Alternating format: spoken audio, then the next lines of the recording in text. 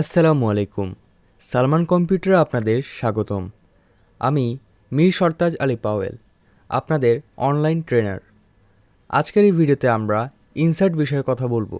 এর আগের দুটি পর্বে আমরা ওয়ার্ড এবং ওয়ার্ডের ইনসার্ট ট্যাব নিয়ে কথা বলেছিলাম। যারা সেই ভিডিওগুলো দেখেননি, আমি তাদেরকে রিকমেন্ড করব প্রথমে ওই ভিডিওগুলো দেখে আসতে, যাতে আপনাদের ইনসার্ট ট্যাব এর কাজ বুঝতে অসুবিধা না হয়। তো প্রথমেই ওয়ার্ড সফটওয়্যারটিকে আমরা ওপেন করে নিব। তারপর একটি ব্ল্যাঙ্ক ডকুমেন্ট সিলেক্ট করব। এখানেই উপরে দেখতে পাচ্ছি আমরা হোমের পাশে, হোম ট্যাবের পাশে এখানে ইনসার্ট ট্যাবটি রয়েছে। তো আমরা এখানে একটি ক্লিক করব। তো বর্তমানে আমরা ইনসার্ট ট্যাবে রয়েছি। তো আমরা এখানে বর্তমানে ইনসার্ট ট্যাবের উপরে অনেকগুলো টুল দেখতে পাচ্ছি। তো প্রথম টুলটি হলো আমাদের কভার পেজ। কভার পেজ হলো আমাদের বই, খাতা বা ডায়েরির উপরের যে সবচেয়ে উপরের যে একটি পেজ থাকে, যে ডিজাইনটি থাকে, এখানে আমি উপরে স্ক্রিনে দিয়ে দিব।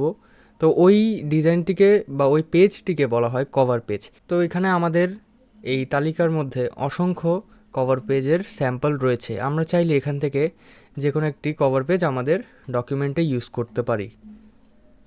তো এখানে দেখতে পাচ্ছেন এক এক রকম কভার পেজের এক এক রকম ডিজাইন রয়েছে।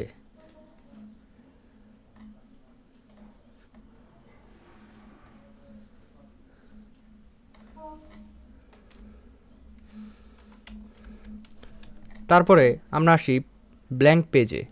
ব্ল্যাঙ্ক পেজে আমরা যদি একবার ক্লিক করি, তাহলে ব্ল্যাঙ্ক পেজের মাধ্যমে আমরা একটি নতুন ব্ল্যাঙ্ক পেজ অর্থাৎ ফাঁকা একটি পেজ পেয়ে যাব। তারপরে টুলটি হলো পেজ ব্রেক। পেজ ব্রেকে আমরা যদি ক্লিক করি, তাহলে আমাদের পেজগুলো ভাগ হয়ে যাবে। অর্থাৎ আমরা পেজ ব্রেকের মাধ্যমে ব্ল্যাঙ্ক পেজের মতোই একটি একটি করে নতুন পেজ নিতে পারবো। তারপরে আমাদের পরের টুলটি হলো টেবল। এই টেবল আমরা বিভিন্ন জায়গায় ব্যবহার করে থাকি। আমাদের রুটিনে, লিস্টে কোনো তালিকা তৈরি করতে হলে তার বর্ডার হিসেবে আমরা এই টেবলকে ইউজ করি। এখানে সর্বোচ্চ 10টি র এবং 8টি কলামের টেবল তৈরি করা যায়, কিন্তু আমরা চাইলে এর চেয়েও বেশি আমাদের ইচ্ছামতো এখানে টেবল তৈরি করতে পারবো। যেমন আমি যদি এখানে দিই 16টি কলাম এবং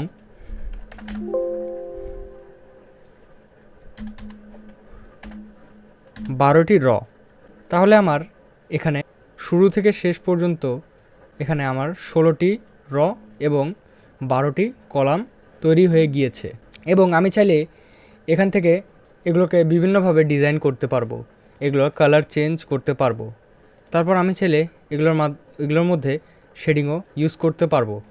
শেডিং যারা চিনেন না, তাদেরকে আমি আমার আগের ভিডিওগুলো দেখতে বলবো, ওখানে আমি বুঝিয়েছি শেডিং মানে কি। আমাদের তারপরের টুলটি হলো পিকচার্স। আমরা যদি কোনো পিকচার্স অ্যাড করতে চাই আমাদের ডকুমেন্টের মধ্যে, তাহলে আমরা এই পিকচার্স টুলটিকে ইউজ করব। এই পিকচার্সের মধ্যে ক্লিক করলে আমাদেরকে আমাদের ডিসপিসিতে নিয়ে যাবে, অর্থাৎ আমাদের হার্ড ড্রাইভের মধ্যে নিয়ে যাবে। এখন আমরা এখান থেকে ইচ্ছামতো আমাদের ফোল্ডার বা ফাইলের লোকেশনে গিয়ে আমাদের ছবিগুলো ইনসার্ট করতে পারি। আমরা এখানে একটি ছবি সিলেক্ট করলাম এবং ইনসার্টে ক্লিক করলাম, তাহলে দেখতে পাচ্ছেন এখানে আমার ছবিটি চলে এসেছে। এটির ধরনও আমরা বিভিন্নভাবে চেঞ্জ করতে পারি। যেমন এখানে লেখা আছে পিকচার স্টাইলস, অর্থাৎ এখানে পিকচারের ধরন আমরা চেঞ্জ করতে পারবো। যদি আমি চাই এখানে ডাবল ফ্রেম হবে, তা আবার কালো রঙের, তাহলে আমি এখানে ক্লিক করলে এটি ডাবল ফ্রেম হয়ে যাবে। আবার যদি আমি চাই আমার ছবিটা হালকা একটু রাউন্ডেড শেপের হবে, তাহলে আমি এখানে ক্লিক করলে এটি রাউন্ড শেপের হয়ে যাবে। আবার আমি যদি চাই আমি আমার ছবিটাকে কম্পাউন্ড ফ্রেমে রাখবো, তাহলে আমি কম্পাউন্ড ফ্রেমে যদি ক্লিক করি, তাহলে আমার এটি কম্পাউন্ড ফ্রেমের হয়ে যাবে। তারপরে পিকচার্সের পাশে রয়েছে অনলাইন পিকচার্স। অনলাইন পিকচার্স নাম শুনে বোঝা যাচ্ছে যে এটি ইন্টারনেট সম্পর্কিত কোনো একটি টুল। মানে এখানে আমরা অনলাইন থেকে পিকচার্স ডাউনলোড করে আমরা এখানে আমাদের কাজ করতে পারবো। যদি আমরা এখানে ক্লিক করি, তাহলে এখানে আমাদেরকে একটু লোডিং নেবে, এবং এই টুলটিকে ইউজ করতে গেলে অবশ্যই আপনার কম্পিউটারের মধ্যে ইন্টারনেট কানেকশন হতে হবে। তাহলে আমরা এখানে আমাদের সুবিধা মতো সার্চ করে পিকচার্স অ্যাড করতে পারবো। অথবা আমরা এখানে অনেকগুলো ক্যাটাগরি রয়েছে, এখান থেকে আমরা আমাদের পছন্দ মতো পিকচার্স চুজ করতে পারবো। যেমন এখানে বিভিন্ন ক্যাটাগরি রয়েছে, airplane, animal, Apple, autumn, background, বালুনস, baseball, beach, birds ইত্যাদি। তো আমি যদি এখান থেকে যে কোনো একটি সিলেক্ট করি, যদি আমি এখানে ব্যাকগ্রাউন্ড সিলেক্ট করি তাহলে আমার এখানে একটু লোডিং হবে।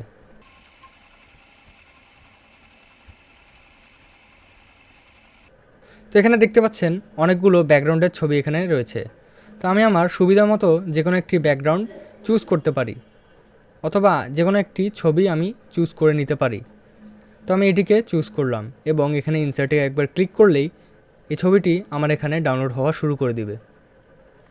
এবং দেখেন এখানে খুবই দ্রুত সময়ে আমাদের এখানে ছবিটি চলে এসেছে। আরেকটি কথা, আপনার ইন্টারনেট যদি ফাস্ট না থাকে তাহলে একটু সময়ও লাগতে পারে। তারপর এটিকে চাইলে আমরা বিভিন্নভাবে কাস্টমাইজ করতে পারি আমাদের সুবিধা মতো। আমাদের তারপরের টুলটি হলো শেপস। শেপস বলতে বিভিন্ন আকার আকৃতি কথা বলা হয়েছে। এখন আমরা আমাদের সুবিধা মতো যে কোনো শেপ নিয়ে আমরা কাজ করতে পারি। অর্থাৎ আমরা যদি কোনো ডিজাইনিংয়ের কাজ করি তাহলে আমরা এখানে শেপের মাধ্যমে সে কাজটি করতে পারি। তাহলে আমাদের এই শেপস টুলটিকে ইউজ করতে গেলে আমাদের এখানে ক্লিক করে আমাদের ইচ্ছা মতো যে কোনো একটি বা প্রয়োজন মতো যে কোনো একটি শেপ নিয়ে নিতে হবে।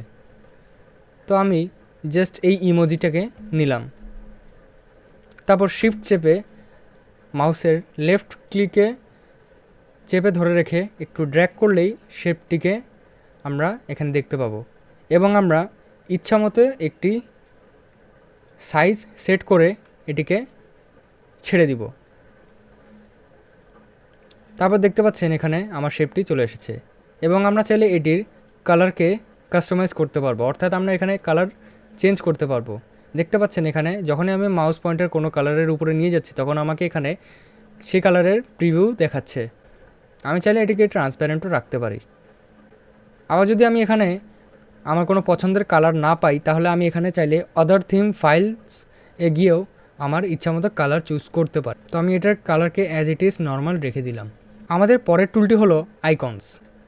তো এখানে একটি ক্লিক করলে আমরা অনেকগুলো আইকন দেখতে পারবো। যেমন এখানে স্টপ ওয়াচের আইকন, তারপরে বাল্বের আইকন, এখানে ম্যাগনিফাই গ্লাসের আইকন, তারপর এখানে আইয়ের আইকন, তারপর এখানে হুইল চেয়ারের আইকন ইত্যাদি। আমরা আমাদের সুবিধা মতো আমাদের কাজের ক্ষেত্রে বিভিন্ন রকম আইকন এখানে ইউজ করতে পারবো। তো আমি একটি স্টপ ওয়াচের আইকন সিলেক্ট করলাম এবং এখানে ইনসার্টে ক্লিক করলেই এই আইকনটি আমার এখানে চলে আসবে এবং এটিকে আমি ইচ্ছা মতো মাউসের লেফট ক্লিক করে ধরে রেখে এটিকে আমি ড্র্যাগ করলে এটি আমার এখানে বড় ছোট হবে। আমি ইচ্ছা করলে এটিকে অনেক ছোটও করতে পারি, আবার ইচ্ছা করলে এটিকে সুবিধা মতো বড় করে নিতে পারি। আবার আমরা চাইলে এটির কালারকেও চেঞ্জ করতে পারি এবং এটির আউটলাইনকে নো আউটলাইনও করতে পারি। আমাদের তারপরে টুলটি হলো 3D মডেলস। 3D বিভিন্ন স্ট্রাকচার ডাউনলোড করে আমরা আমাদের এখানে আনতে পারি। যদি আমি চাচ্ছি যে আমার ওয়ার্ড ফাইলের মধ্যে আমি কোনো 3D মডেল অ্যাড করব, যেমন কোনো কাপ যেটা আমরা 3D মডেল অলরেডি তৈরি করে রেখেছি, সেটিকে আমরা আমাদের এই ওয়ার্ড ফাইলের মধ্যে আনবো। দেন আমরা ফ্রম এ ফাইল চুজ করে রাখতে পারি অথবা ফ্রম অনলাইন সোর্সেস থেকেও আমরা নিতে পারি। তো আমার কম্পিউটারে কোনো 3D মডেল ফাইল নেই, তাই আমি ফ্রম অনলাইন সোর্সেস থেকে দেখাচ্ছি।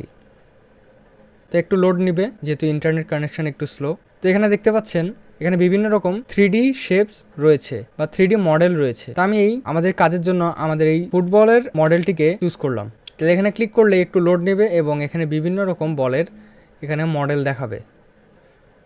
তো আমি অ্যাজ ইট ইজ এই ফুটবলের মডেলটিকে চুজ করে ইনসার্ট করলাম। তারপর একটু লোড নেওয়ার পরে এটি আমাদের এখানে দেখাবে। তো এখানে দেখতে পাচ্ছেন আমাদের এই ফুটবলের 3D মডেলটি চলে এসেছে। তা আমরা এখানে যে দিক থেকেই ঘুরে না কেন আমরা মডেলটিকে বিভিন্নভাবে বিভিন্ন অ্যাঙ্গেল থেকে দেখতে পারবো। আমরা চাইলে এখান থেকে ম্যানুয়ালিও এখানে আমরা অ্যাঙ্গেল চেঞ্জ করতে পারবো। আমাদের তারপরে টুলটি হলো স্মার্ট আর্ট। এই স্মার্ট আর্ট বিভিন্ন রকম প্রেজেন্টেশনে ইউজ করা হয়। যখন আমরা কোনো জিনিসের উপর একটি প্রেজেন্টেশন তৈরি করি তখন আমাদের বিভিন্ন রকম গ্রাফিক্যাল আর্টের দরকার পড়ে। যেমন আমি যদি কোনো রকম লিস্ট তৈরি করতে চাই তাহলে এখানে লিস্টের জন্য একটি পার্টিকুলার স্মার্ট আর্ট দেওয়া রয়েছে। তাহলে আমি যদি এটিকে সিলেক্ট করি আমি চাইলে এখানে ছবি অ্যাড করতে পারবো এবং আমার লিস্ট অনুযায়ী এখানে আমার টেক্সটগুলো বসাতে পারবো। তো আমার এখানে একটি ছবি অ্যাড করতে গেলে ফ্রম এ ফাইল সিলেক্ট করতে হবে এবং আমি চাইলে এটি অ্যাড করতে পারবো। ইনসার্টে ক্লিক করলে এটি আমার এখানে অ্যাড হয়ে যাবে এবং সেম এই দুটোতেও একই রকমভাবে আমরা ছবি অ্যাড করতে পারবো। এখানে জাস্ট একটি ক্লিক করে ফ্রম এ ফাইল করে স্ক্রিনশটে ক্লিক করে ইনসার্টে ক্লিক করলে আমাদের এখানে আগের মতো একটি ছবি চলে আসবে। তারপরের টুলটির নাম হলো স্ক্রিনশট। স্ক্রিনশটের মাধ্যমে আমরা কোনো কিছু স্ক্রিনশট নিতে পারবো। জাস্ট এখানে একটি ক্লিক করলে এখানে স্ক্রিন ক্লিপিংয়ের একটি অপশন শো করবে। আমরা যদি এখানে একটি ক্লিক করি তাহলে আমাদেরকে এখানে হোম পেজে নিয়ে যাবে। আমরা চাইলে এখান থেকে সুবিধা মতো আমাদের একটি স্ক্রিনশট নিতে পারি। তো আমি চাচ্ছি যে আমি আমার স্ক্রিনশটের মধ্যে এই Salman computer stay relevant stay trend পোস্টারটিকে আমি কভার করব। তো আমি জাস্ট এটি সীমা বরাবর রেখে জাস্ট মাউসের লেফট ক্লিক বাটনে আমি ধরে চেপে রেখে এটিকে জাস্ট ড্র্যাগ করব। তাহলে আমার এটি স্ক্রিনশট হয়ে যাবে এবং এখানে এনে আমি ছেড়ে দিব। তাহলে দেখতে পাচ্ছেন এখানে আমার এই স্ক্রিনশটটি অ্যাড হয়ে গিয়েছে। তারপর এটাকে আমরা বিভিন্নভাবে আমাদের কাজের জন্য ইউজ করতে পারি, যেমন এটিকে আমরা এখান থেকে বড় ছোট করতে পারি। তো আশা করি আমি আপনাদেরকে ইনসার্টের বেসিক টুলগুলো সম্পর্কে ধারণা দিতে পেরেছি।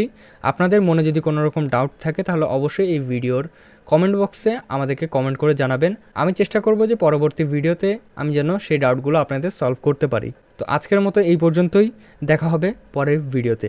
আসসালামু আলাইকুম।